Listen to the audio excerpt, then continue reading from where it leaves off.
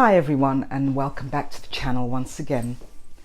I received a message from a gentleman a couple of weeks ago, and he posed the question, what do I do when the narcissist in my life tells me that they need a time out, that they need time to experience life without me? And this brought back several memories with my own experience with narcissists, and in particular the last friendship that I went through. Is that it happened several times, I would say about 2 or 3 times, where I was sent a message on the phone because I had done something that did not please her. She sent a message to say, I need time out, I need to think things through, I need to discover whether this friendship is meeting my standard of a friendship, and I need the time out. I need time to experience life on my own terms, and I need space and time to think about the friendship. So this, brought up a memory and made me also think of how I responded in that situation. And I also realized just, what it does to you when you are caught up in that situation of sort of realizing, cognitively, you realize that you need to complete that relationship or friendship. And on the other hand, your emotions are involved, your feelings are involved. You have invested time and energy into this relationship. So it sends you reeling again because you're not too sure how to respond to that kind of message. What to do about this situation. So thus the email from this gentleman, or message. And as I said, I have been through this myself, as so many of you have been through. And it just it makes you doubt your own perception.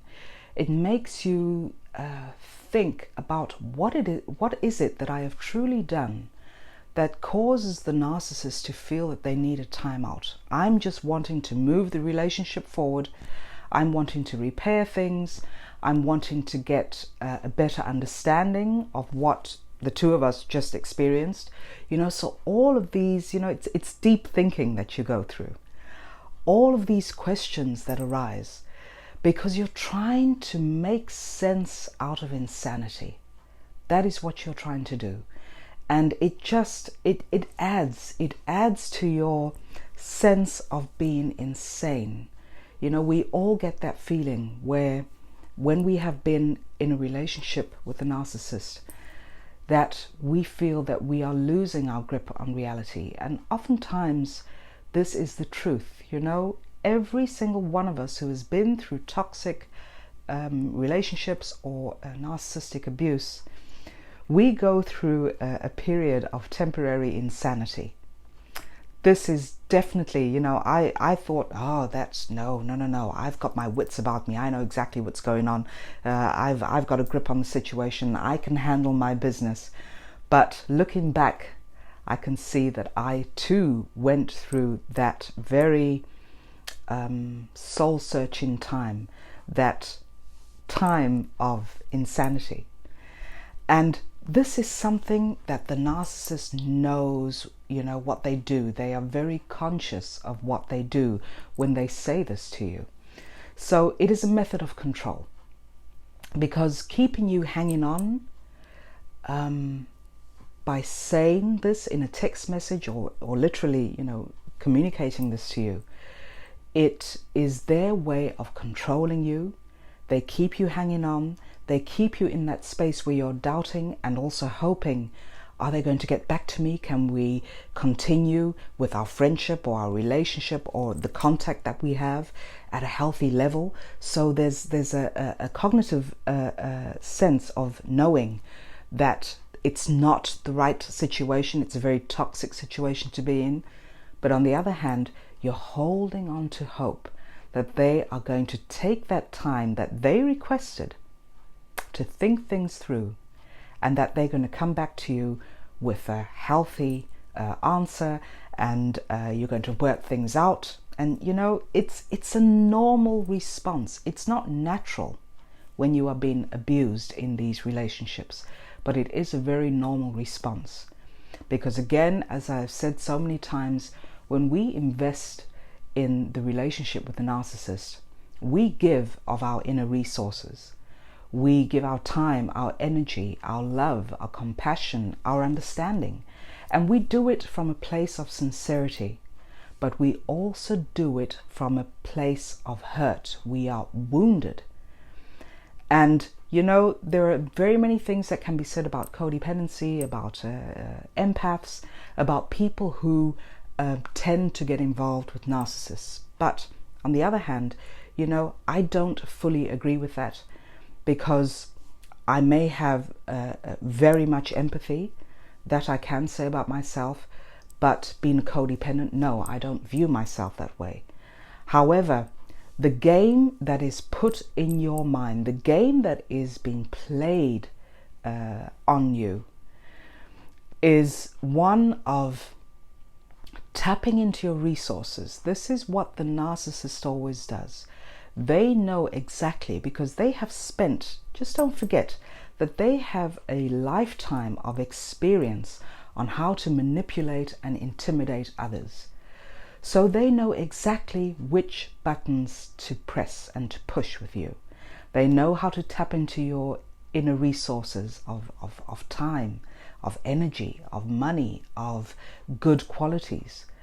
And I would say in the relationships that I have been in with narcissists, this is exactly what they were attuned to. They knew which buttons to push. So this is their way of controlling you. You know, again, to come back to the text that I received from this narcissistic friend years ago, is that she realized, which I understand now, she realized that I was questioning certain things that were going on in that friendship, and that I was standing up to her, that I was speaking my mind, speaking my opinion. And I still did it in a very cautious way, because I knew if I did it in an outright way, that there would be hell to pay. So there would be very bad consequences involved there. So when she realized that I was sort of pulling away, that I was questioning a lot of stuff, she put in the time out. That was her condition. I need time out. I need to think. I need to reevaluate our friendship, because we don't have the same standards for friendship. Your values are much less than mine when it comes to friendship. So all the sort of thing, it's also guilt tripping. It's shaming you, which makes you question yourself. But again, bottom line is that it is a method of control. So this is the narcissist's in-between time for looking for new supply. When they put you on hold, they are looking for new supply, because they realize that they are losing their grip on you. So they go out looking for secondary supply. You are their primary supply source. So this is why they sort of put you on the back burner. They leave that door open so that they know if they can't get supply anywhere else quicker or quickly enough, or if they don't find someone who truly satisfies their needs, then they know that that door to you is still open. So that is actually what they are doing. And you need to become aware of this, that this is the whole game that they're playing on you. It is a game. There is no integrity or sincerity involved. So you are put on the back burner, and by putting you on the back burner, they know you are holding on to hope, as I just said, and they take great pleasure in knowing that you are suffering, that you are thinking of them, that you are missing them, that you are hoping, you keep checking your phone, hoping that they've sent an email, or that they've sent you a text to say, okay, I've had enough time to think, let's get back into conversation. So they know that these are the emotions that you are going through. And this to them, it's indirect supply.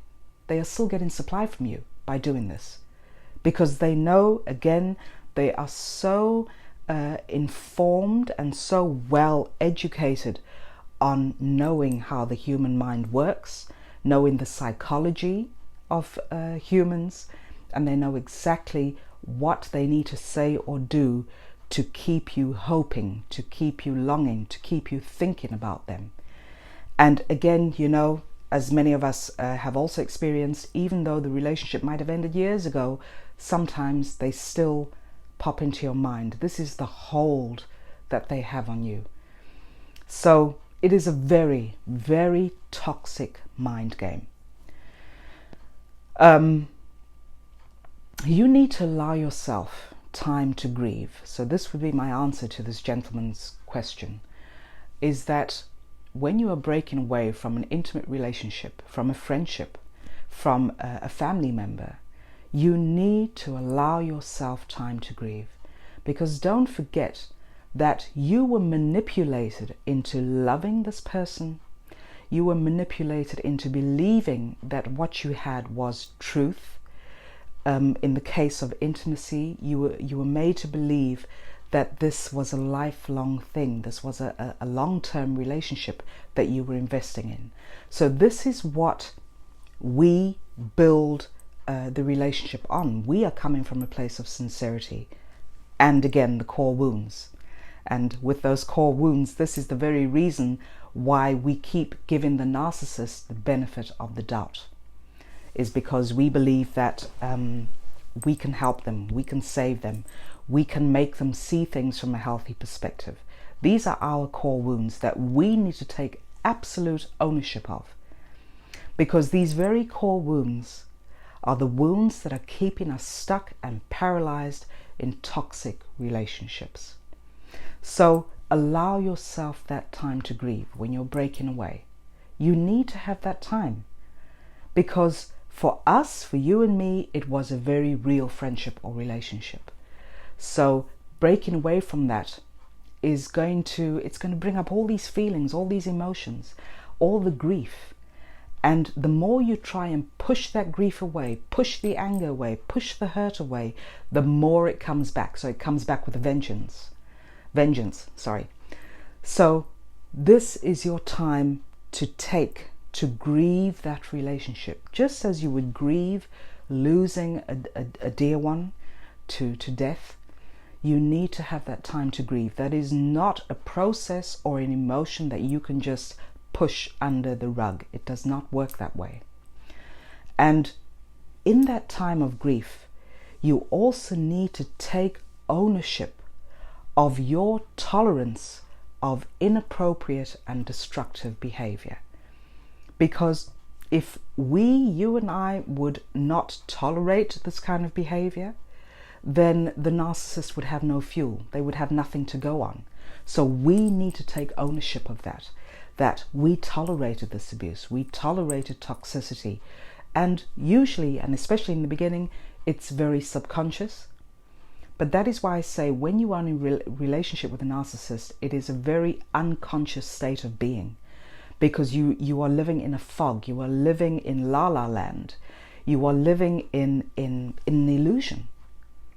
So that is a double whammy when we are recovering from these relationships, is that we are dealing with grief, we are dealing with sorrow, with pain, with questions that we have, confusion, but we also cutting ourselves loose from the illusion of this whole relationship. That is all a narcissist does. A narcissist goes through life creating illusions, and especially the covert narcissists, because for the outside world, they create this illusion of being a happy family, of being this wonderful parent, a wonderful sibling, a wonderful friend. They do stuff for the community. They are upstanding figures, usually, in the community. So this is the illusion they create for the outside world. And you and I know better, because when that door closes, that is when the abuse starts. Very subtle in the beginning, and then it just takes on these huge proportions as time progresses. So you are also cutting yourself free from that illusion. And this is why the process of healing is a very soul-searching journey. And it is a long journey as well. I'm not going to kid you and say, look, if you sign up for coaching or sign up for therapy, then you're going to be fine within a couple of weeks. No, that is not the way it works. It is a process, because you are doing soul surgery on yourself. You are looking at those core wounds that kept you paralyzed in the relationship. You are cleaning out those wounds.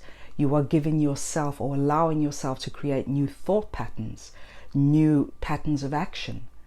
So there is a lot of work that goes into that inner healing, and you have to give yourself the time, the compassion, the patience, the humor as well. You have to laugh about certain things.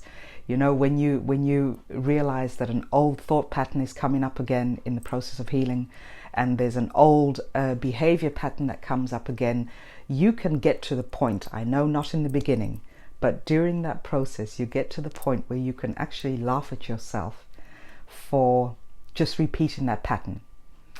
And you know, that is the whole essence of healing, is recognizing and acknowledging your thought patterns, your behavior patterns, and then taking the necessary steps to consciously change those thought patterns and change the behavior patterns that are ultimately going to benefit you and benefit whatever new relationships that you get involved in the course of your life. Healthy relationships, that is, because of course we do not want to repeat those same patterns to get ourselves involved with narcissistic relationships. So this is the whole, you know, the whole crux. When a narcissist you, I need time out, I need time to see what life is like without you, this is just a method of control. Do not fall for that.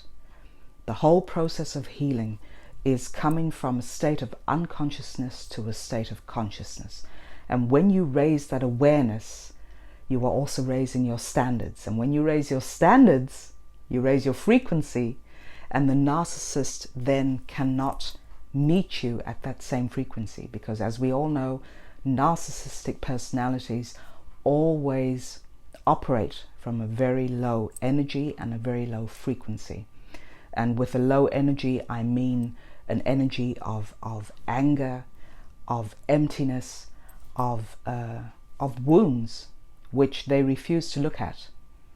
And that is where we have a one-up on them, where we are willing to look at our core wounds. We are willing to look at what is really going on, and whatever needs to be cleaned out, whatever needs to be repaired, whatever needs to be healed, we are willing to do that. So that is the difference. Again, to come back to the topic, because I digress here, when this is said to you that they need a timeout, just know that it is yet again another method of control. And you do not need to buy into that. You do not need to feed into that. If anything, you have every right to say, look, I'm going to stop it right here, because I cannot be left hanging. And I think you have been given enough time to think things through, which really, when you are dealing with a narcissist, you know that they do not need that time to think things through. It is just a way for them to look for another way of controlling you. It's very different when you are in a healthy relationship and there's been a conflict, and the other party says to you, I need time to think things through and I just need alone time. That is a whole different chapter. And then you can allow that person, and also allow yourself, to have that time to think things through. But with a toxic person, it's a no-go. And it's a dead-end street. Because when they realize that they can play that game with you as well, that game of saying, I need a time out, then they will just continue to do that. So again, whatever you tolerate is what they are going to continue to do. So for the gentleman who sent that message, I hope that answers your question. And we have been in touch, so you know, I've added to that as well. I just hope that brings it full circle for you. And to any one of you who is going through this right now, just know that you are in control. When you set that boundary, you are taking back your inner power, and you are then in control of your life and that situation. So thanks again for watching, and look forward to hearing from you all. and take care of yourselves. Just keep your self-care intact. Have your self-care ritual intact and practice that every single day. Love to all of you, and speak to you all next time. Bye for now.